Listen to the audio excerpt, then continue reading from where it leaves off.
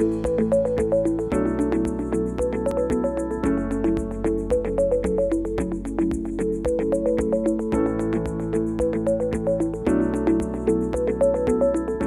tardes a todos, bienvenidos a Piensa tu Constitución, este programa de la Fundación Piensa, que busca, en este contexto especial que estamos como país, tratar de aportar una mirada regional al debate constitucional, tratar de aportar propuestas también, tratar de cuestionarnos, ¿no?, cómo avanzamos y cómo podemos aportar como región a este minuto histórico tan importante en este país, pero también busca, sobre todo, ser un punto de encuentro. Un punto de encuentro en donde se pueda conversar con personas que piensan distinto, un punto de encuentro en donde podamos escuchar también sus visiones a través de redes sociales, de las preguntas que nos hagan, para saber qué se viene, ¿no? De qué se trata esto del proceso constitucional, qué es una constitución, cuál es la historia constitucional de Chile, qué es lo que puede hacer una constitución, qué es lo que no puede hacer una constitución. Como Fundación Piensa queremos hacer ese aporte al debate regional, al debate local, pero también al debate nacional. Nos asiste la convicción de que los barrios, las ciudades, las regiones, tenemos mucho que decir en esto, y especialmente nuestra región, la región de Valparaíso, ¿no?, que en algún minuto fue ese lugar en donde todo en Chile nacía, el primer equipo de fútbol, la primera compañía de bomberos, el primer tendido eléctrico, el diario más antiguo de Hispanoamérica, y un etcétera casi infinito. Ciertamente nuestra tierra, tiene mucho que aportar a este debate y como Piensa queremos realizarlo de esa manera. Yo soy Juan Pablo Rodríguez, soy director ejecutivo de la Fundación Piensa, abogado y profesor en la Facultad de Derecho de la Universidad Católica de Valparaíso. La Fundación Piensa es un centro de estudios que nació hace 7 años en esta región con el propósito de hacer un aporte para elevar el debate público y tratar de hacer propuestas de políticas públicas serias y rigurosas que nos permitan construir un Chile que sea más justo con sus regiones y, por otra parte, trabajar para que esta región sea el mejor lugar para vivir de este país. En ese contexto, Piensa no podía quedar indiferente al debate constitucional y armamos este programa, Piensa tu Constitución, que se transmite por las pantallas de UCB Radio, también se escucha, por las pantallas de UCB Televisión, se escucha también a través de las señales de UCB Radio y las plataformas de la Fundación Piensa. En Piensa tu Constitución, como se lo hemos transmitido, queremos escuchar, queremos conversar y aportar a este debate constitucional. Semana a semana estaremos conversando respecto de distintos temas sobre el proceso constitucional. Nos interesa ofrecerles a ustedes información que sea útil para que puedan votar con conocimiento, para que puedan participar del debate y, en definitiva, creemos que es muy importante que entre todos nos empecemos a informar y participar mucho más. Es por eso que esta semana partiremos con un gran tema. ¿Cuál es, como no podría ser de otra manera para partir algo de este tipo, qué es la Constitución? ¿Qué es una constitución política? ¿Qué es la constitución política de la República en el caso chileno? ¿Qué es lo que regula? ¿Qué es lo que no regula? ¿Qué es lo que puede hacer? ¿Qué es lo que no puede hacer? ¿Cuáles son los principales puntos en disputa quizá en el debate constitucional chileno? Para luego, en las semanas que vienen, poder ir deteniéndonos en aspectos específicos de esta Constitución. ¿Cuál es la historia constitucional de Chile? ¿Qué significa cuando hablamos de derechos sociales? ¿Cuáles son los órganos que están regulados en la Constitución? ¿De qué hablamos cuando hablamos de separación de poderes? ¿Cómo se forma la ley? Y, en definitiva, ir deteniéndonos en cada uno de los aspectos más importantes de la Constitución, porque por de pronto la Constitución es un elemento, o esta nueva Constitución, que nos va a permitir, ojalá, salir de una crisis en la que estamos, ¿no?, económica, social, política. Como país nos hemos dado este camino constitucional, este proceso constitucional, para ojalá salir de esa crisis, ¿no?, y darnos una Constitución que nos represente a todos y que permita ordenar la vida política y social de nuestro país. Quien Piensa queremos, como les decía, aportar a eso. Hoy día, en este programa, queremos conversar con una persona que ciertamente nos va a poder aportar mucho en esa conversación, a quien le agradezco, que es el profesor de la Universidad Católica de Valparaíso, Alan Bronfman Vargas. El profesor Bronfman, yo le digo profesor además porque fue mi profesor, así que no es como solamente un título que está, sino que una parte muy insignificante de su currículum tiene que ver con eso. El profesor Bronfman es abogado de la Universidad Católica de Valparaíso, es doctor en Derecho Constitucional por la Universidad Santiago de Compostela de España, tiene evidentemente una dilatada trayectoria académica en el ámbito del derecho constitucional, específicamente es quizá el experto más reputado en nuestro país en el ámbito del derecho parlamentario. El profesor Bronfman además fue decano de la Universidad Católica de Valparaíso por 9 años y por lo tanto, fuera de ser un muy destacado profesor y académico en el ámbito del derecho constitucional, es un hombre de nuestra región, muy vinculado y arraigado y que tiene una posición de liderazgo en la materia muy clara. Profesor, un gusto tenerlo acá, muchas gracias por aceptar la invitación. Muchas gracias, Juan Pablo, por la invitación. Un poco extensa los datos míos, pero está bien, está bien, está bien. Muchas gracias por esta invitación. ¿De qué, profesor? Profesor, partamos, si le parece.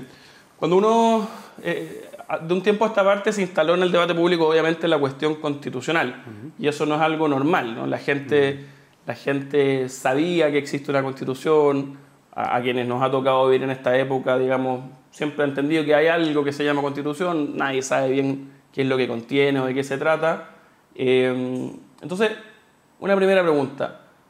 ¿Desde cuándo que existen las constituciones? ¿La constitución es algo que acompaña la vida del hombre desde siempre, así, desde la democracia ateniense, o es una noción más nueva? ¿Desde cuándo que empezamos a hablar de constituciones? ¿Cuál es el origen de la constitución o el constitucionalismo? Creo que se pueden enfocar el tema de dos perspectivas, dos miradas, ¿no?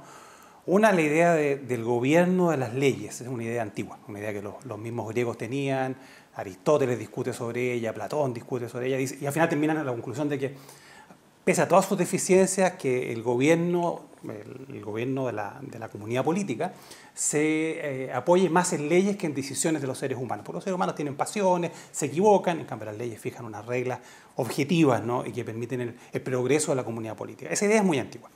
La Constitución como instrumento jurídico concreto y preciso tiene su origen más bien, yo diría, a partir de las grandes revoluciones, la Revolución Inglesa de 1688 y la Revolución Francesa y Norteamericana, que son del siglo posterior, ¿no? Creo que ese es el origen de un instrumento jurídico formal cuyo objetivo es limitar el poder político. O sea, es el punto, ¿no? Esas revoluciones liberales nacen del propósito de limitar el poder de la monarquía, el poder de la nobleza hereditaria, y claro, el instrumento normal para asentar este propósito es la Constitución. O sea, ahí de alguna manera, profesor, claro, se muestra una primera característica muy esencial de la Constitución, ¿no? La Constitución como un instrumento que limita el poder, ¿no? Y que en esta noción, digamos, post las grandes revoluciones, de alguna manera frente al antiguo régimen monárquico, viene un instrumento que dice, vamos a limitar el poder, vamos a distribuirlo, vamos a enfrentarnos, por así decirlo, a ese poder más concentrado.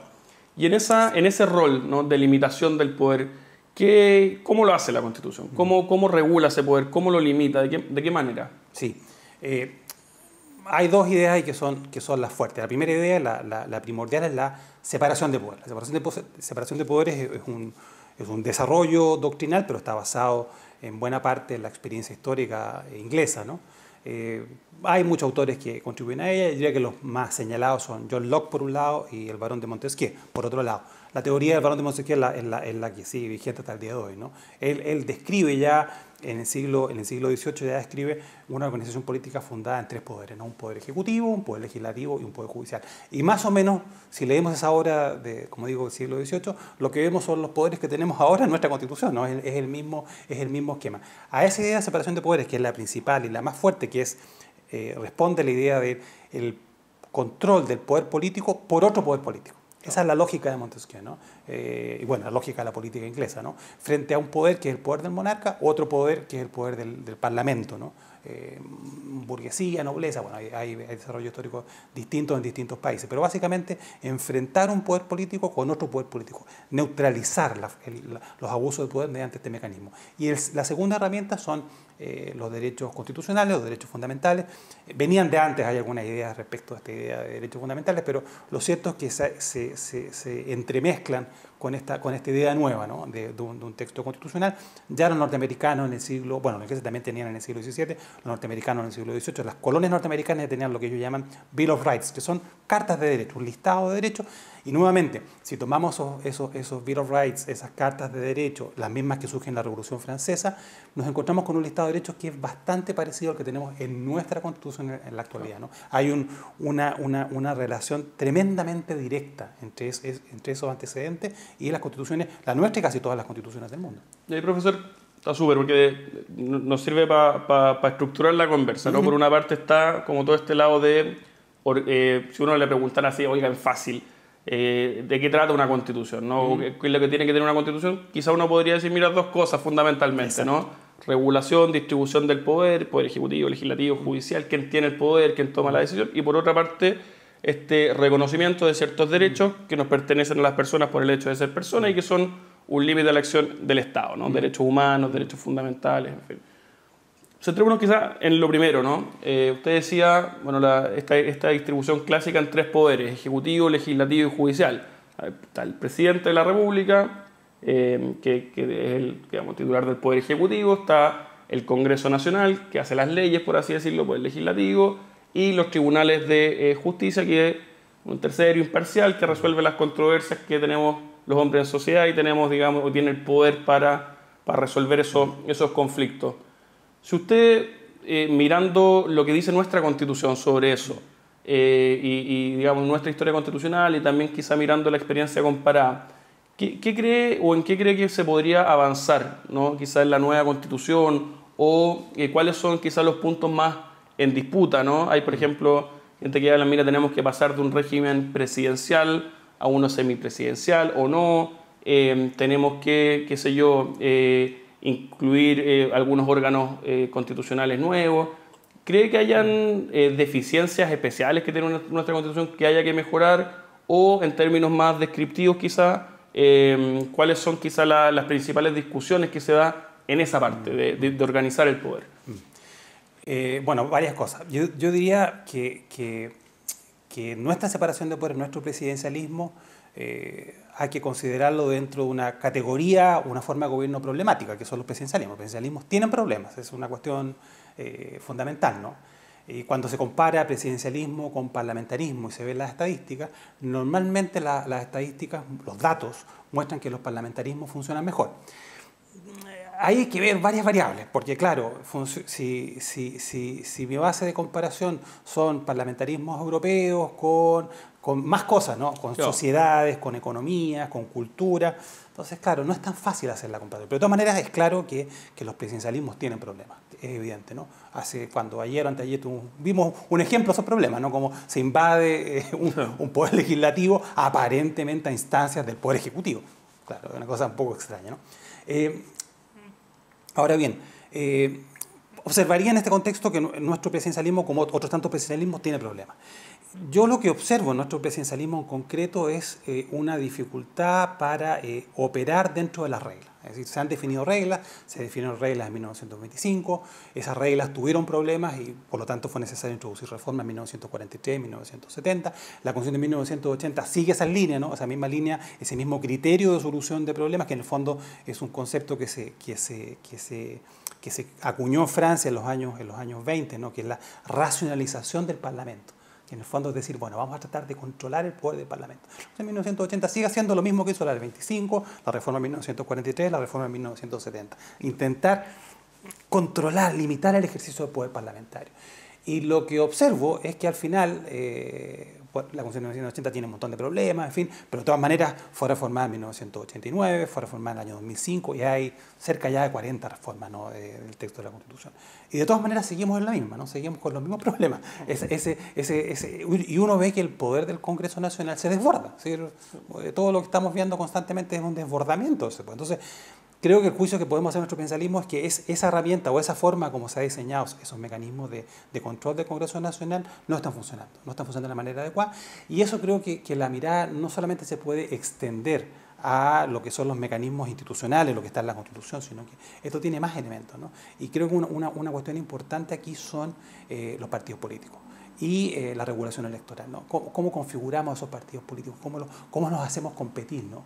Y creo que hay demasiados estímulos para este desbordamiento del poder parlamentario. Hay mucha fuerza detrás de ese desbordamiento. Y eso creo que no es sano para ningún sistema político. Y ahí, profesor, respecto de hablando del presidente, ahora hablando un poquito del Congreso, quizá uno de los principales críticas que se le hacen a la Constitución actual, muchos hablan como de trampas que establece la Constitución, tiene que ver con la forma en la que en Chile se dictan las leyes, ¿no?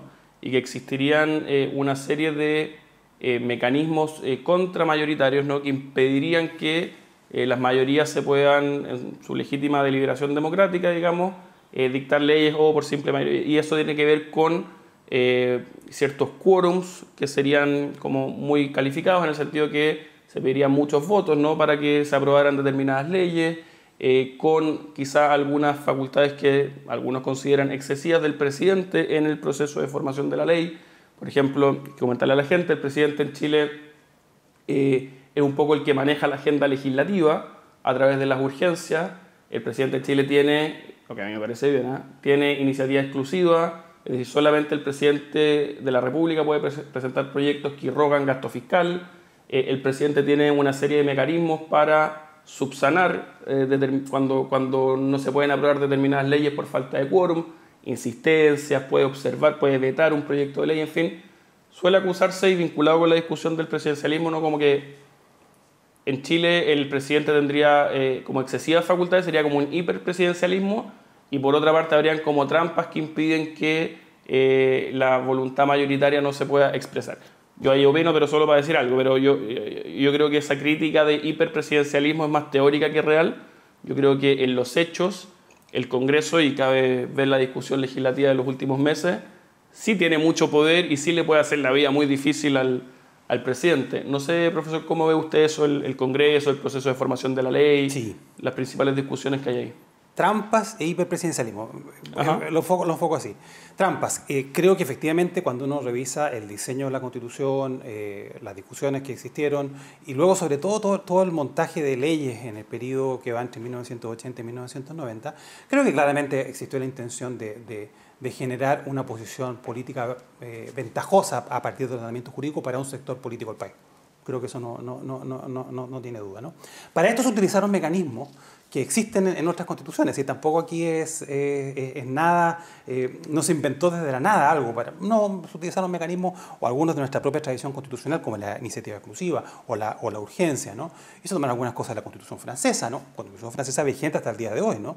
Se tomaron cuestiones de la Constitución alemana, en fin. Sí, efectivamente, se tomaron esa. Luego, ¿eso es trampa? Sí, puede entenderse así. Creo que de todas maneras hay que ver cómo funcionan esos mecanismos, ¿no? Y creo, ahí me voy al tema del hiperpresidencialismo. Me parece que esa mirada sobre el hiperpresidencialismo no se corresponde con la realidad, ¿no?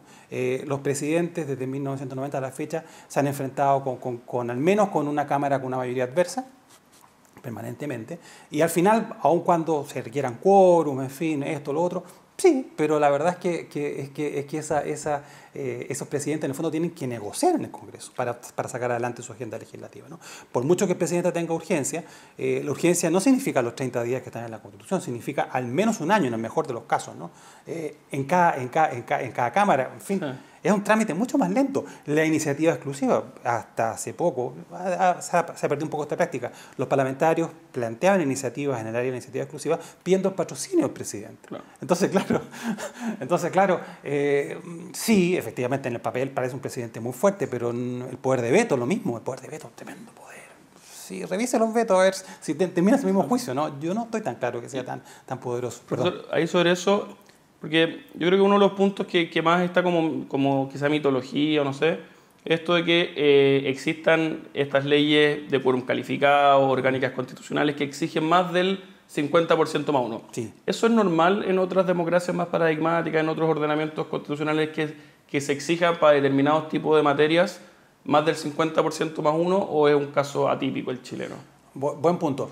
Leyes con categorías especiales existen en varios países, ¿no? Leyes orgánicas, en fin. No es normal el quórum, me parece que en general no es normal el quórum, ¿no? Es una situación particular de Chile. De todas maneras, hay que revisar que si la Constitución, que tiene el quórum alto, ha sido reformada cerca de 40 veces el quórum.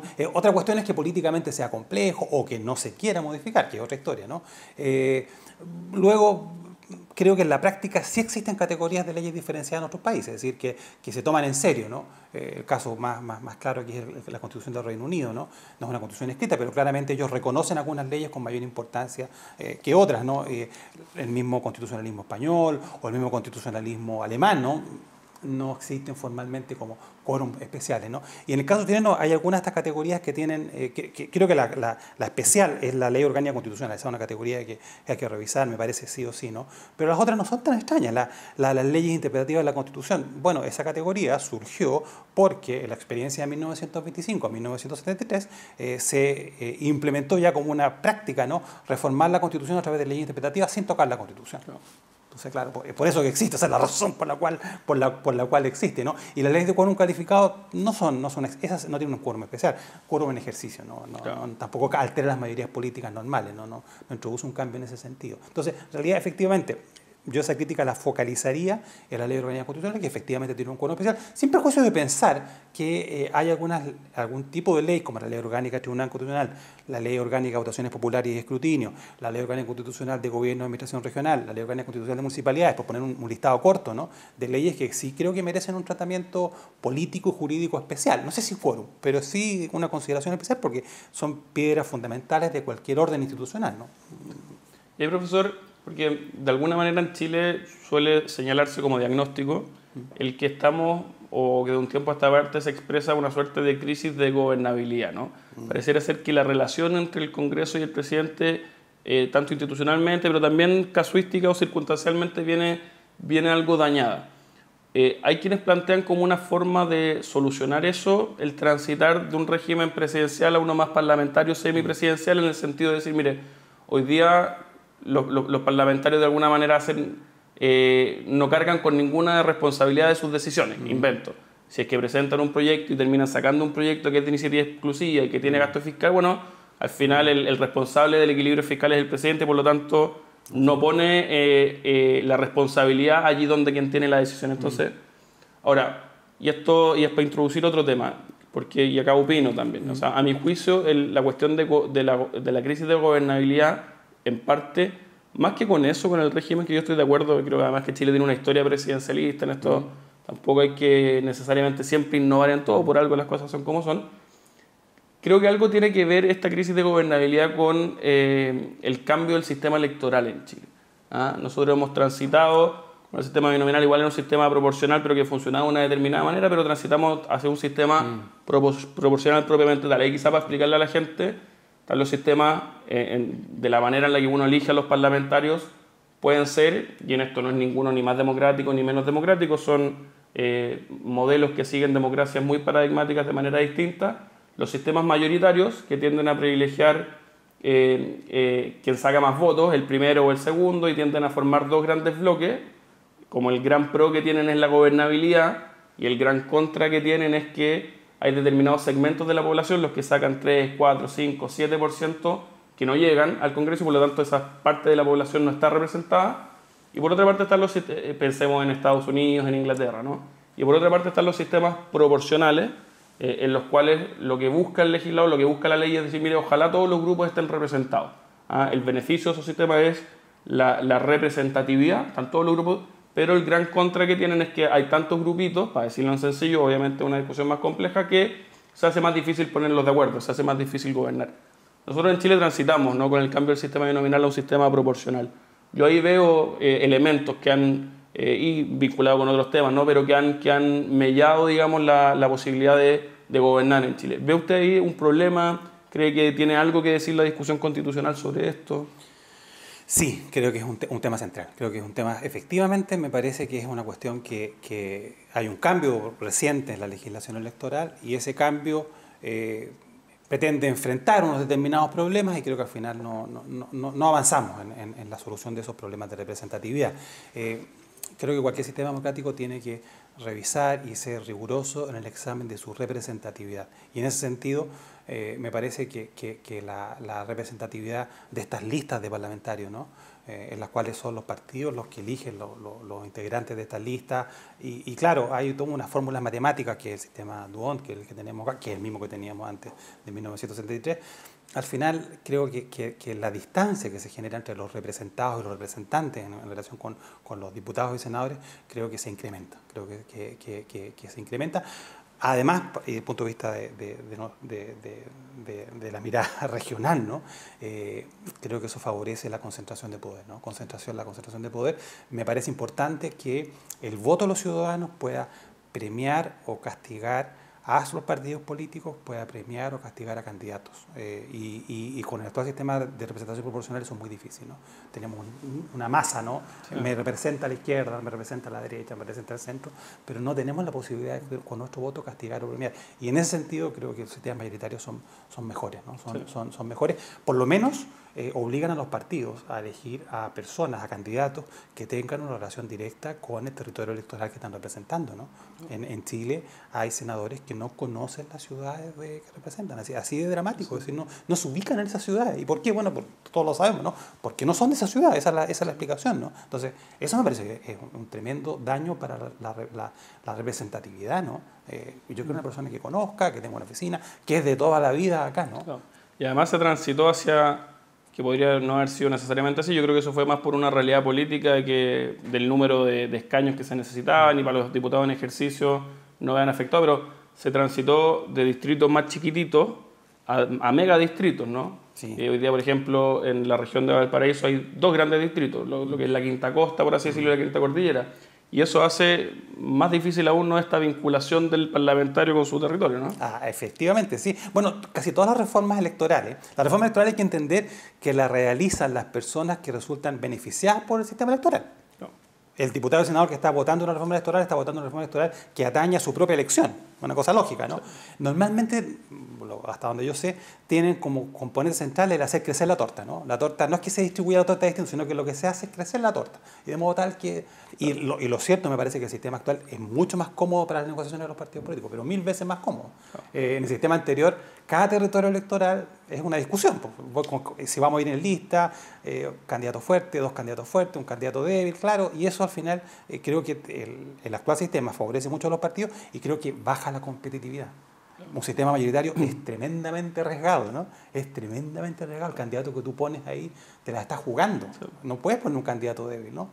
Y lo vimos ahora en la elección presidencial norteamericana, ¿no? Que otro sistema, pero en fin, es la misma idea, ¿no?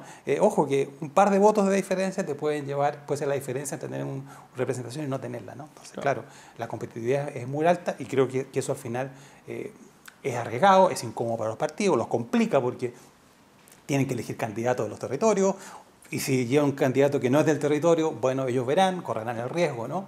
Es una cuestión bien delicada. Y sobre todo eso se nota además después de la reelección. Si la persona ha servido el territorio, bueno, va a tener probablemente votos. Si no lo ha servido, probablemente no lo tenga.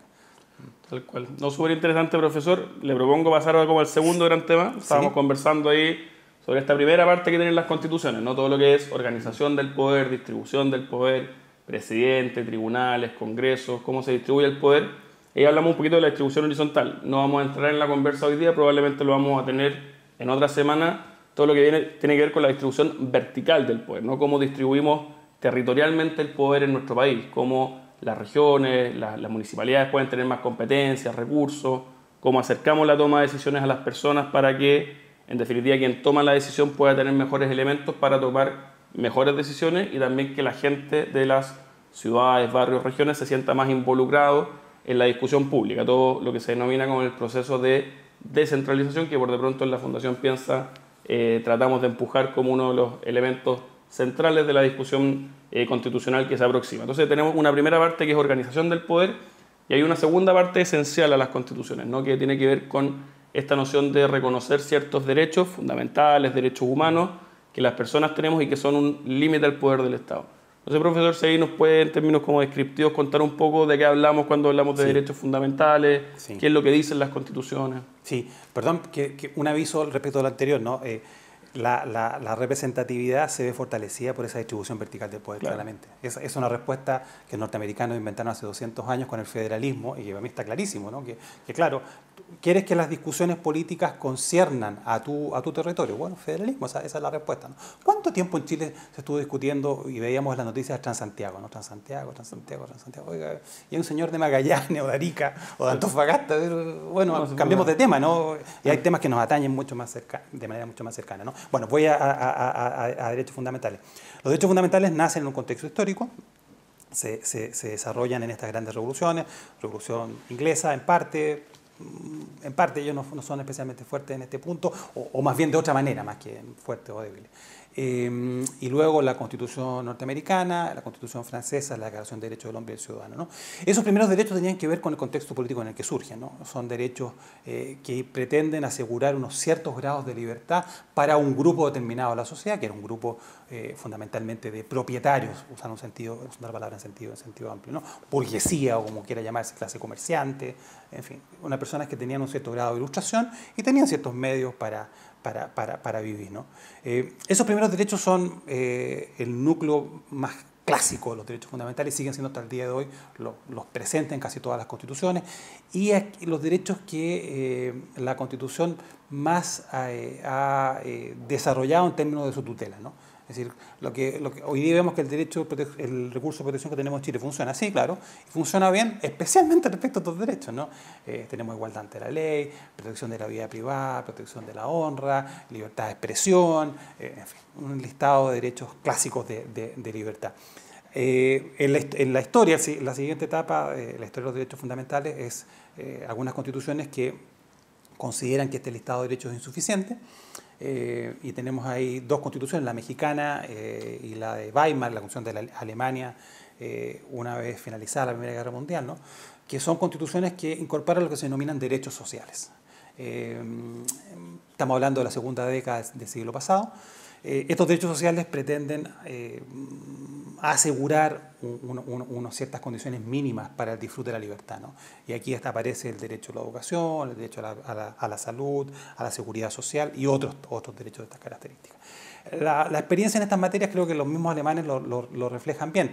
La siguiente constitución alemana ya no los incluye, la constitución posterior de la constitución de la Carta Fundamental de Bonn, la ley fundamental alemana, la actual, no los incluye.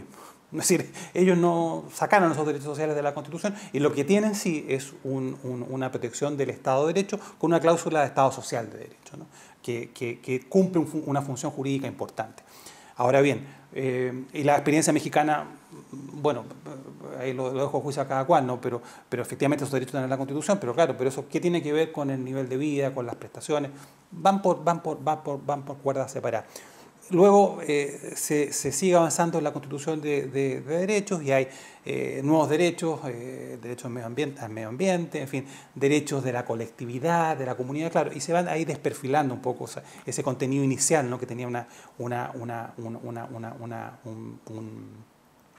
unos contornos muy nítidos, ¿no? Y yo diría ahí, perdón, un último punto, yo diría ahí que los derechos sociales en adelante, al margen de su importancia, de su reconocimiento, en fin, de su valoración, creo que la cuestión significativa es que como mecánica constitucional no ha generado, creo, grandes cambios. Creo que los grandes cambios vienen más bien por otras razones, ¿no? Es decir, por un buen sistema de prestaciones de salud a las personas que no tienen condiciones para acceder a una prestación financiada por ellos mismos. Y lo mismo, en casi todos los ámbitos vienen por otro lado, no por el desarrollo constitucional, ¿no? Y creo que lo más notorio de los desarrollos de este otro tipo de derechos. Claro. Entonces, profesor, de lo que usted dice en el fondo, claro, uno puede decir, mire, hay de alguna manera o existen como dos grandes tipos de derechos si uno tuviese que simplificar la discusión, ¿no? Están estos derechos más de primera generación, estos derechos de libertad, que de hecho en la Constitución o en la historia constitucional chilena se reconocían en la Constitución de 1833,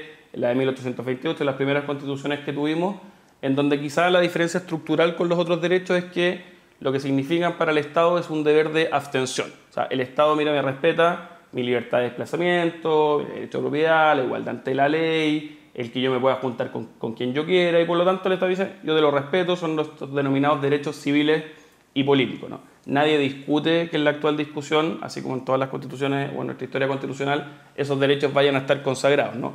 Pareciera ser que el debate más contingente tiene que ver con este segundo tipo de derechos, ¿no? Con los denominados derechos sociales y económicos, en donde la diferencia estructural con los primeros tiene que ver con que ya no es tanto un deber de abstención por parte del Estado el que se le exige, sino que es un deber más activo, ¿no? De mire, asegurar ciertas condiciones materiales mínimas que nosotros consideramos que todos debiésemos tener para poder cada uno llevar adelante su propio proyecto de vida. Un cierto mínimo en materia de salud, de vivienda, de pensiones o seguridad social, etcétera, ¿no? Entonces, quizá la discusión actual se centra en esto. ¿Tiene sentido que la Constitución los consagre? ¿Tiene sentido que no los consagre? ¿Con qué nivel de detalle? Pareciera ser que en esto la experiencia comparada es como muy múltiple, ¿no? O sea, por ejemplo, la Constitución ecuatoriana consagra, qué sé yo, múltiples derechos sociales, y por ejemplo habla mucho del derecho a la salud. La otra vez escuchaba a alguien que lo decía, ¿no? 81 veces nombra la palabra salud, y hay otras constituciones de estados de bienestar europeos que prácticamente no la mencionan o establecen una meta muy general o una cláusula de estado social muy general, pero evidentemente en donde la salud funciona mucho mejor.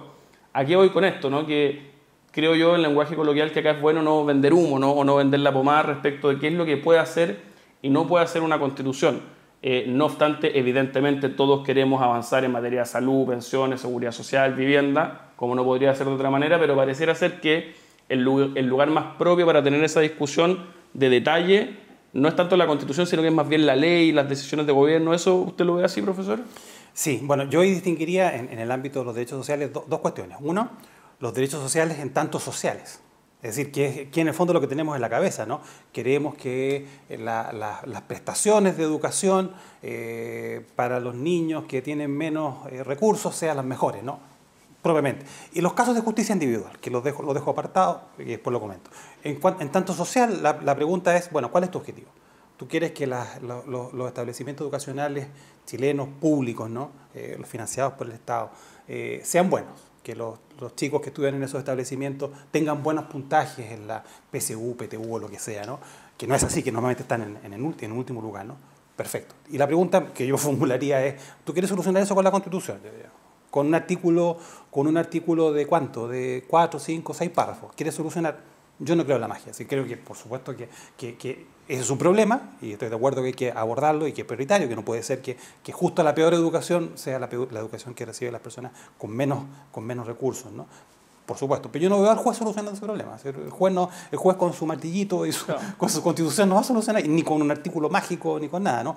Ahora bien, se trata de casos de justicia individual, que ya sería otra cosa. Sería una persona que tiene una enfermedad extraña y que esa enfermedad rara lamentablemente no está cubierta por el Estado, que litigue a esa persona y que el juez diga si en realidad esta persona tiene derecho a recibir prestaciones por parte del Estado. Eso me parece bien, no tengo ningún problema, ¿no? O los problemas que pasan con los niños que tienen algún tipo de discapacidad, ¿no?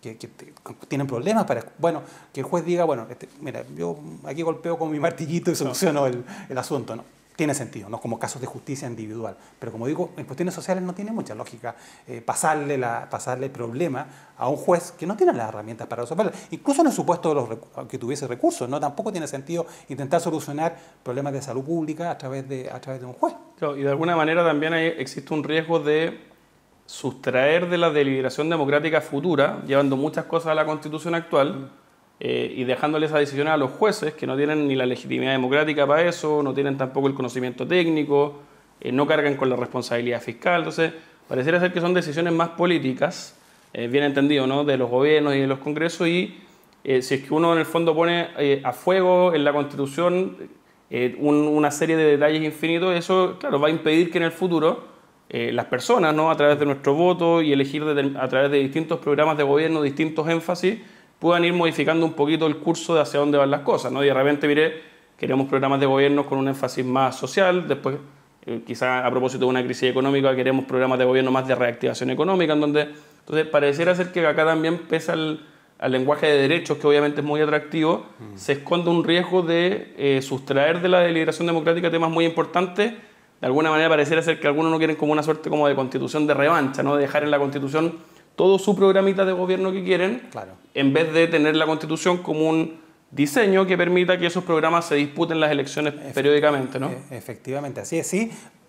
creo que hace más rígido incorporar a la Constitución normas muy detalladas en relación con estas áreas. Creo que obviamente que hace más rígida la consecución de objetivos dentro de esas áreas. Sí, es lógico. O sea, al final lo que se requiere, desde mi punto de vista, es, frente a determinados problemas sociales, las respuestas políticas adecuadas frente a esos problemas sociales, ¿no? Estamos menos claros y no se topa con la Constitución. También hay una mirada de que es que la Constitución impide hacerlo. Claro, o sea, es el escape fácil, ¿no? Así, no, es que la Constitución no es tan así. Es decir, y de hecho creo que hay algunos programas exitosos y que no tienen que ver con la Constitución, o están lejos de la Constitución. El programa Auge, bueno, creo que ha ayudado a muchas personas a enfrentar sus problemas, ¿no? Muchas personas. Y se puede pensar, ¿se puede mejorar? Probablemente sí. No soy experto en el área, pero hay muchas cosas que se pueden, que en realidad, políticas de vivienda, ¿no? Políticas de erradicación de asentamientos irregulares. Hay muchas cosas que se pueden hacer, en realidad no pasan por la Constitución, ¿no? Y creo que además nubla un poco, porque al final, si nos vamos a la Constitución, siempre va a estar la excusa, es que la Constitución no me deja, o la Constitución lo regula mal, ¿no? No es el punto, me creo. Profesor, súper interesante la aproximación a la cuestión constitucional. Ahí nos quedó un poquito más claro qué es una constitución, un instrumento más propio desde el siglo, qué sé yo, comienzos del XIX hasta esta parte, o finales del XVIII con las grandes revoluciones, que tiene por propósito esencial limitar el poder, ¿no? Y que por lo tanto tiene toda una parte vinculada a esto, a la organización, distribución del poder, y otra también como limitación del poder, el reconocimiento y la protección de ciertos derechos fundamentales que nos asisten como personas y que el Estado tiene que respetar evidentemente y proteger. Profesor, antes de despedirlo, siempre me gusta preguntarle acá a nuestros invitados, para también recomendarle a la gente que nos escucha y nos ve, algún librito que esté leyendo que le quisiera recomendar a los televidentes. Mí también. Como te decía, una pregunta peligrosa. El Orwelliano de un profesor inglés, que de apellido Brading, está en el Fondo de Cultura Económica, y que es la historia de la historia de América desde el descubrimiento hasta la revolución de emancipación, ¿no? Habla de casi todos los grandes cronistas de ese periodo, un periodo largo, fundamentalmente México y Perú, que son los más desarrollados. Hay algunas poquitas cosas de Chile, aprendí ahí lo del Cautiverio Feliz, que fue un libro muy influyente. El Cautiverio Feliz fue un libro muy junto con la Araucana, ¿no? Son libros, hay un poquito de Colombia, de Venezuela, de Simón Bolívar aparecen ahí, pero la verdad es que el objetivo del libro es revisar qué es lo que se dijo sobre América y qué es lo que tenían en su cabeza las personas que tomaban decisiones en Europa acerca de América. Entretenidísimo. Súper interesante, anotadísimo y recomendado. Profesor, muchas gracias de verdad por acompañarnos hoy día en Piensa tu Constitución. Gracias a ti, un placer poder conversar de estos temas tan entretenidos, ¿no? Y hay tanto como que comentar, ¿no? Gracias, profesor. Nosotros seguimos acá en Piensa tu Constitución, programa de la Fundación Piensa. Yo soy Juan Pablo Rodríguez, director ejecutivo de Piensa, abogado y profesor en la Facultad de Derecho de la Universidad Católica. Seguimos con Piensa tu Constitución después de una breve pausa comercial. Nos vemos.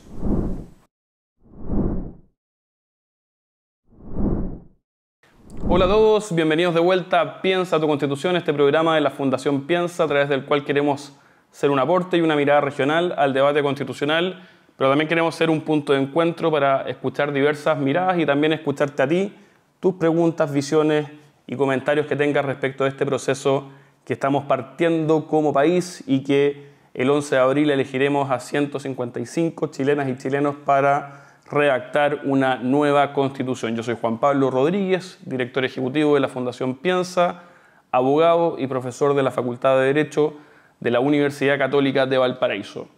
En Piensa queremos elevar el debate público local, elevar el debate público regional. Esto lo venimos haciendo desde hace 7 años en la región de Valparaíso. Y una de las herramientas, una de las acciones para cumplir este propósito es una actividad muy querida que organizamos en conjunto con la Fundación para el Progreso que se llama TEDx Plaza Sotomayor. Son estas charlas TED, este formato internacional a través del cual expositores, científicos, deportistas, intelectuales buscan en poquitos minutos darnos una idea para tratar de cambiar el mundo.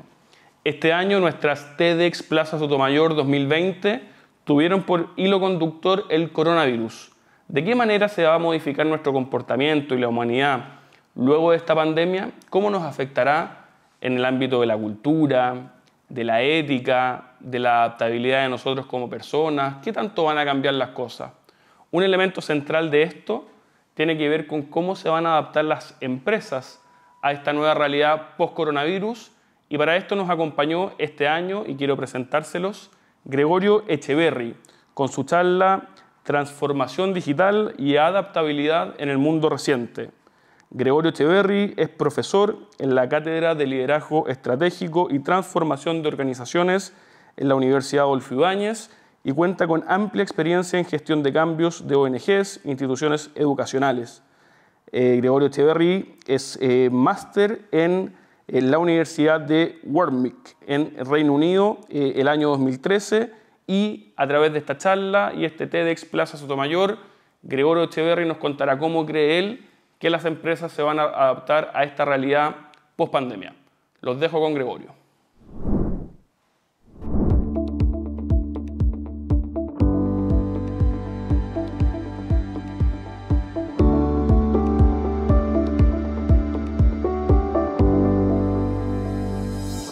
La imagen que ven acá es la del puente sobre el río Choluteca en Honduras. La historia cuenta que en el año 96 los hondureños quisieron construir un puente que pudiera soportar las condiciones climáticas. Estuvieron 2 años en esto, hasta que en el 98 lograron levantar este puente, símbolo de orgullo para todo un país. Lo que no fueron capaces de anticipar fue que aquel año 98 vendría el huracán Mitch, dejando más de 7.000 muertos, destrozando todas las ciudades y botando todos los puentes, salvo uno, el puente sobre el río Choluteca. Si uno ve la imagen, puede preguntarse para qué sirve hoy día el puente sobre el río Choluteca. No pudieron anticiparse de que este huracán iba a trasladar el cauce del río. Y este puente hoy día sigue siendo un orgullo, pero también nos hace preguntarnos cuántos puentes de este tipo estamos construyendo hoy día en nuestras organizaciones, que no están preparadas para un escenario cada día más cambiante.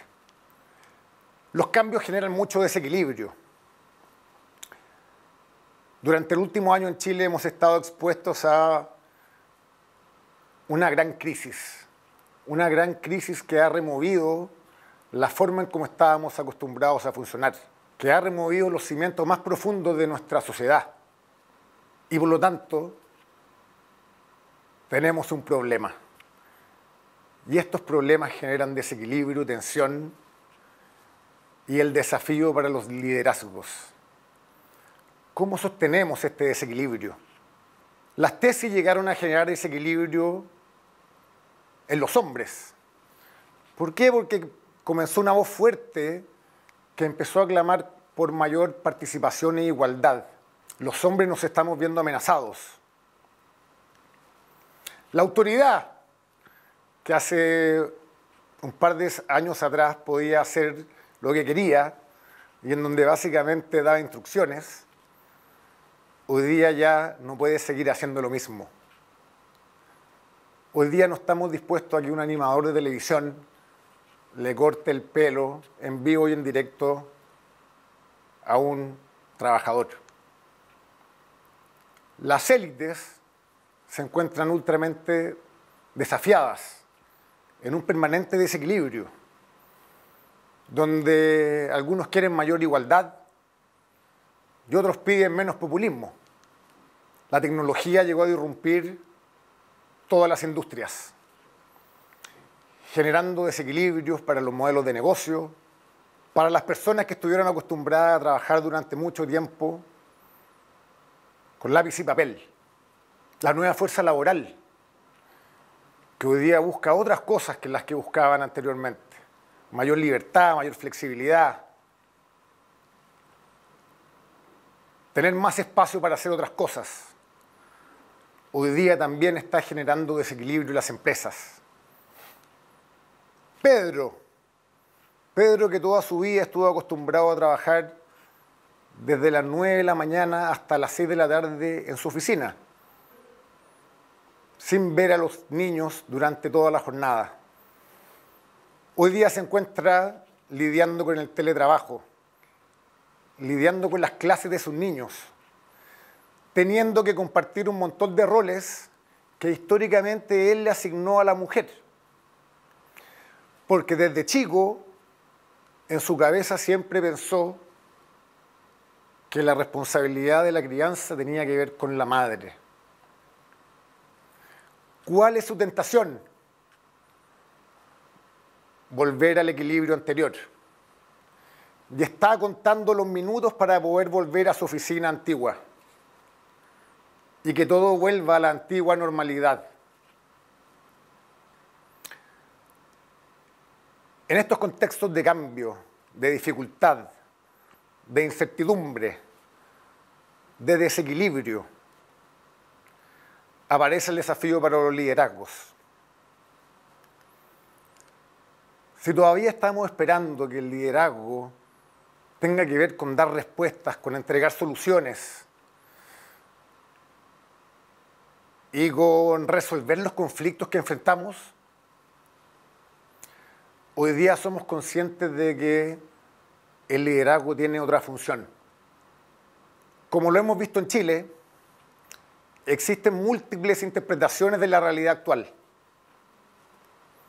Algunas más desafiantes, otras más tranquilizadoras. Pero no existe una respuesta fácil. De ahí que quizás parte del desafío del liderazgo en los momentos que estamos viviendo hoy tiene justamente que ver con eso, con sostener desequilibrio, con sostener la incomodidad, con entender que para generar progreso y evolucionar desde el estado actual, se necesita escuchar, se necesita sostener preguntas difíciles, no se necesitan dar respuestas fáciles. ¿Estás dispuesto tú a sostener este desequilibrio?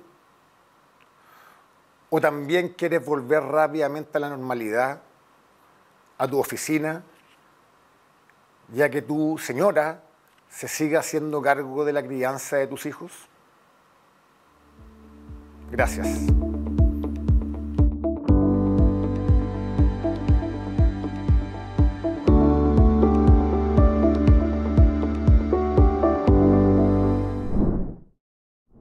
Muy interesante la aproximación del profesor Echeverry de cómo se van a adaptar las empresas a esta nueva realidad post-pandemia. Estamos acá en Piensa tu Constitución. Yo soy Juan Pablo Rodríguez, director ejecutivo de la Fundación, y estamos terminando ya el programa del día de hoy. En esta semana en donde el paraguas, el hilo conductor será tratar de responder a la pregunta, bueno, ¿qué es una Constitución? ¿Para qué sirve? ¿Qué puede hacer y qué no puede hacer? Hoy día nos acompañó para eso el profesor Alan Brofman, profesor de Derecho Constitucional de la Universidad Católica de Valparaíso. También escuchamos la charla del profesor Echeverry respecto de cómo se adaptarán las empresas al mundo post-pandemia. Los invitamos a seguir conociendo el trabajo de la Fundación Piensa, a involucrarse con el proyecto Piensa tu Constitución y estos programas que se transmiten a través de UCB Radio y UCB Televisión, a través de las plataformas de la Fundación Piensa, y que tienen por propósito que como región nos pongamos pantalones largos, entremos a la cancha del debate constitucional, demos nuestra mirada y evitemos que este sea monopolizado por la élite santiaguina. A través de Piensa tu Constitución, la Fundación Piensa se quiere ofrecer como un punto de encuentro regional, en donde incluso personas que tienen visiones de justicia distintas puedan conversar, discutir y, ¿por qué no?, llegar a acuerdos para poder darnos en este año 2021 tan relevante que partimos como país, una Constitución que nos representa a todos y que permita superar el problema de legitimidad y el problema y la crisis social, económica y política que vive nuestro país. Soy Juan Pablo Rodríguez, abogado y profesor de la Facultad de Derecho de la Universidad Católica de Valparaíso, director ejecutivo de Piensa, y te doy las gracias por acompañarnos hoy día y te invito a que nos sigas acompañando en este tu programa Piensa tu Constitución.